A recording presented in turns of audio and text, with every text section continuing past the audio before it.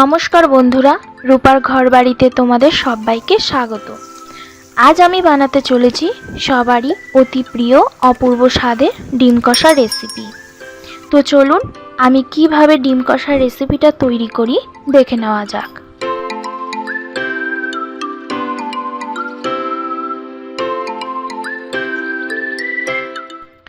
তা এখানে ডিম কষা মশলা বানানোর জন্য যা যা উপকরণ লাগবে আমি সব মশলা হাতে বেটে নেব। তো এখানে আছে গোটা সাদা জিরে, রসুন, শুকনো লঙ্কা, গোটা ধনে, কয়েক টুকরো আদা, আর আছে পেঁয়াজ কুচি, টমেটো ছোট ছোট করে কেটে নিয়েছি, আর কুচনো ধনেপাতা। আর এই গোটা মশলাগুলো আমি সব বেটে নিয়েছি। তা এখানে ডিম কষা বানানোর জন্য কড়াইতে পরিমাণ মতো জল দিয়ে 4টে ডিম সিদ্ধ বসিয়ে দিয়েছি। ডিম সিদ্ধ করার সময় যদি জলে একটু লবণ দেওয়া হয় তাহলে ডিমের খোসা খুব সহজেই ছাড়িয়ে নেওয়া যায়। তো আমার ডিম সিদ্ধ প্রায় কমপ্লিট। এবার এক এক করে ডিমগুলো তুলে নেব। ডিমগুলো সাদা ঠান্ডা জলে নিলে ডিমের খোসা তাড়াতাড়ি ছাড়ানো যায়। তো ডিমগুলো এবার আমি অর্ধেক করে কেটে নিয়েছি।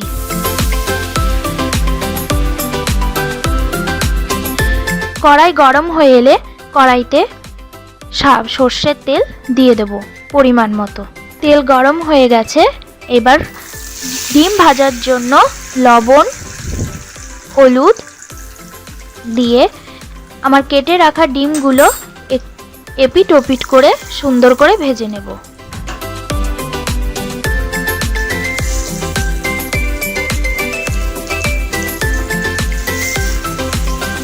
ডিমগুলো এক এক করে ছেড়ে দিলাম, দিয়ে এপিট ওপিট করে উল্টে দিচ্ছি।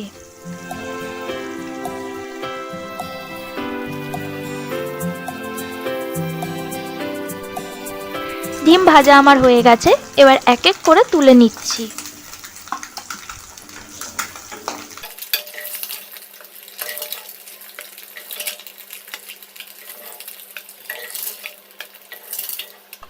ওই একই তেলেই আমি ফোড়নের জন্য গোটা তেজপাতা আর সাদা জিরে দিয়ে দিলাম। এবার ফোড়নটাকে বেশ সুন্দর করে নাড়িয়ে পেঁয়াজ কুচি দিয়ে দিলাম।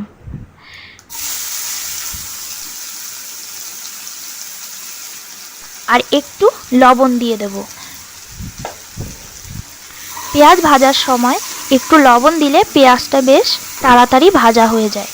এবার পেঁয়াজটাকে সুন্দর করে ব্রাউন কালার করে ভেজে নেব।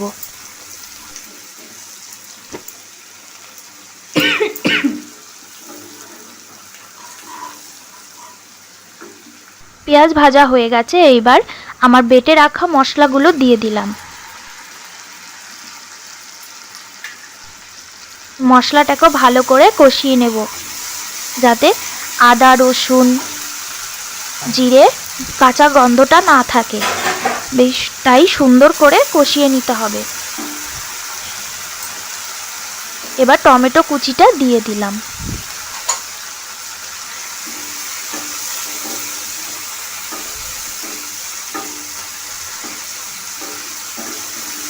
টমেটো কুচি দিয়ে বেশ সুন্দর করে নাড়িয়ে কষিয়ে নিতে হবে।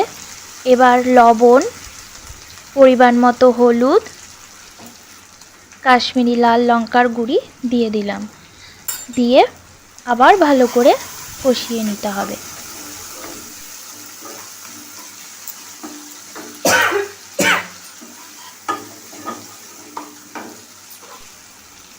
একটু সামান্য পরিমাণে জল দিয়ে নিলাম যাতে মশলাটা পুড়ে না যায়।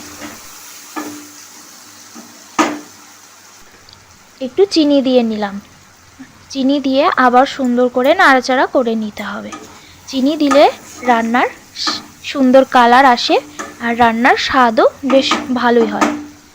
মশলাটা আমার ভালো করেই কষানো হয়ে গেছে, এবার পরিমাণ মতো জল দিয়ে নেব।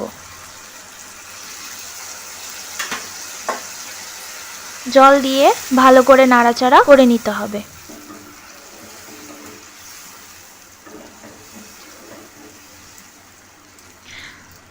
জল ভালো করে ফুটে উঠেছে। এবার ভেজে রাখা ডিমগুলো ছেড়ে দিলাম।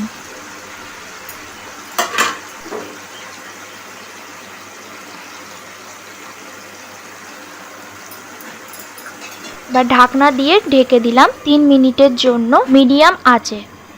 তো বন্ধুরা 3 মিনিট পর ফিরে এসেছি। ফিরে এসে আপনারাও দেখতে পাচ্ছেন বেশ সুন্দরই কালার এসছে। তো যত সুন্দর কালার এসছে তো খেতেও তো অসাধারণই হবে।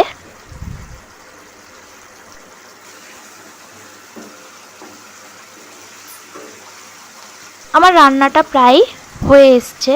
এবার একটু সামান্য পরিমাণে গরম মশলার গুঁড়ো আর ধনেপাতা কুচি দিয়ে নিলাম।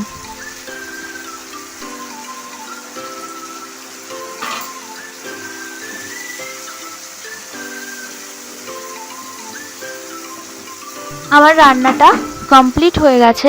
আমার রেসিপিটি ভালো লাগলে আপনারা বাড়িতে তৈরি করে খাবেন।